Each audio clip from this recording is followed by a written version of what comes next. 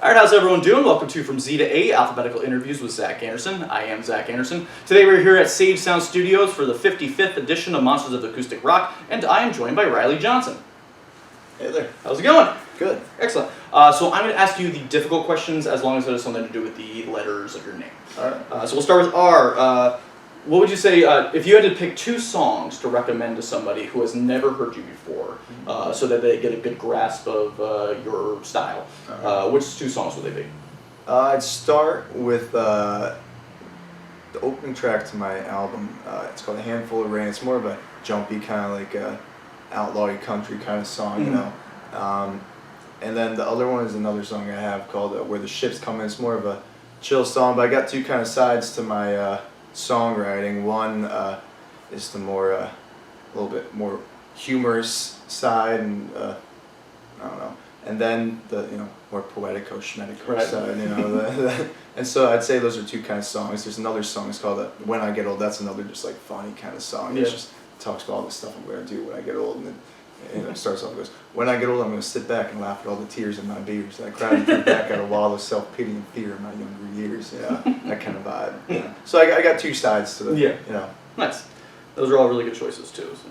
So. And who'd you say are your biggest musical influences or inspirations? I definitely say most of the music I listen to is older music. I'm a big Jackson Browne fan. I just love that great early 70s singer-songwriter stuff. The first two Chris Christopherson albums totally helped shape my lyrics, my lyrical ability. And then I really love those first few early Jimmy Buffett albums with when he was doing the whole like outlaw thing, before the Margaritaville stuff, before the Parrothead stuff. Yeah, no one really thinks about him until that's what they go to, but he has so much more to him. Absolutely. And when you're writing songs, do you tend to start with lyrics, music, melody? Does it vary song to song? I would always say it varies song to song, but in reality, any song I've ever found good enough to have other people hear, they typically come cohesively. The lyrics and the music just come out of nowhere.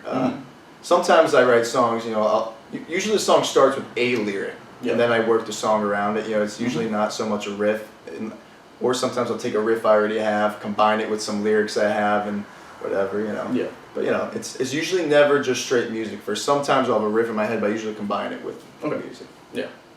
And is there anything essential you must do in order to get ready for a show? Do you have any pre-show rituals? Nothing in particular. I figure as a musician, you gotta be ready to go no matter what. So but I guess. I always try to have some food in my stomach beforehand, get dressed, whatever, That's important. Nothing too right, that one show I showed up to naked. Sure you got some good tips. Oh yeah, absolutely. And the year pretty much just started. Do you have any big plans for this year, whether writing, recording, gigging, etc., all? I'm always writing, that's the big thing. I no matter what, I'm always trying to find ideas, even if I can't find them. I'd love to start putting another album together sometime soon too. Nothing solidified yet with that, but possibility. And I'm just trying to fill out the schedule for the summer, right now. I hear you. And I look forward to whatever you have coming up. So. Thank you. And I like to end all my interviews with 3 interesting or random facts about yourself that many people may not know. All right.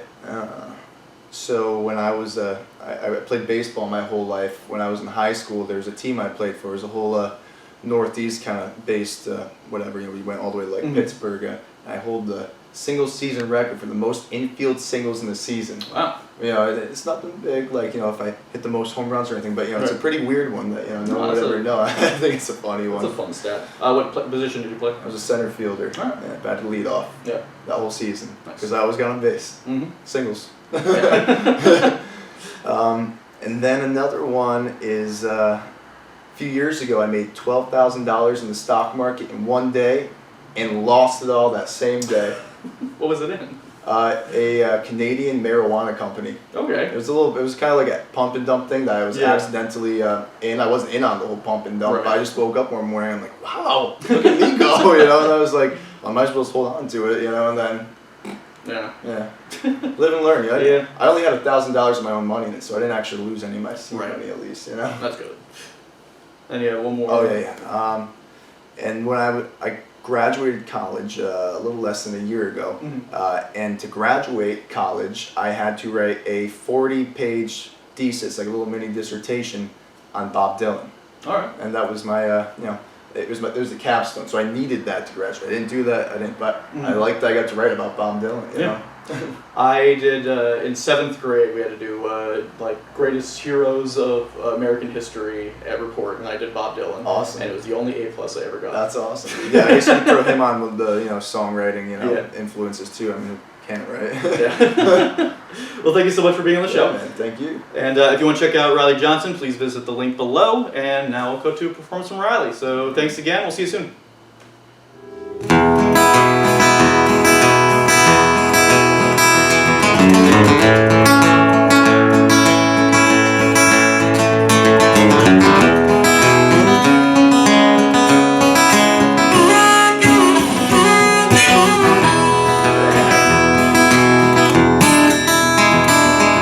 Racing down the sidewalk singing about some girl named Jane who put the pain in his heart and never reached his brain until the time came too late. He held his hand out full of rain to fill his cup. Must have been the saddest man, saying something about a plane and a couple of trains he had to catch. A girl in Spain, he had to catch his breath to explain something about his lovely lady Jane. He walked away and tipped his brim, gave the world's most empty grin I'd ever seen, thinking there was a girl on the other side of the world waiting for him.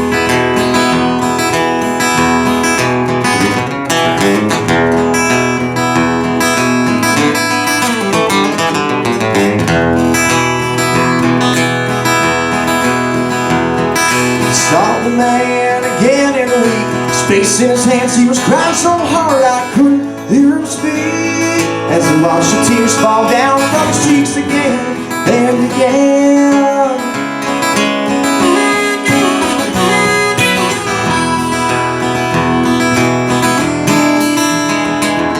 He walked away and tipped his brim, gave the world's most empty grin I'd ever seen, thinking of a cold Savannah night as she was walking away from him.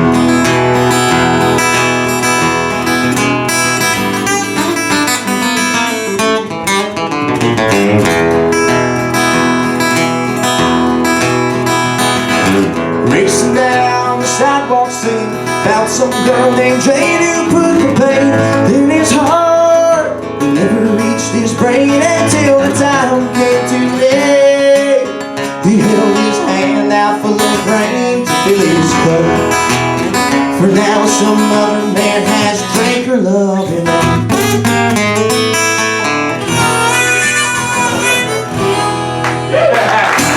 Thank you. Thank you very much.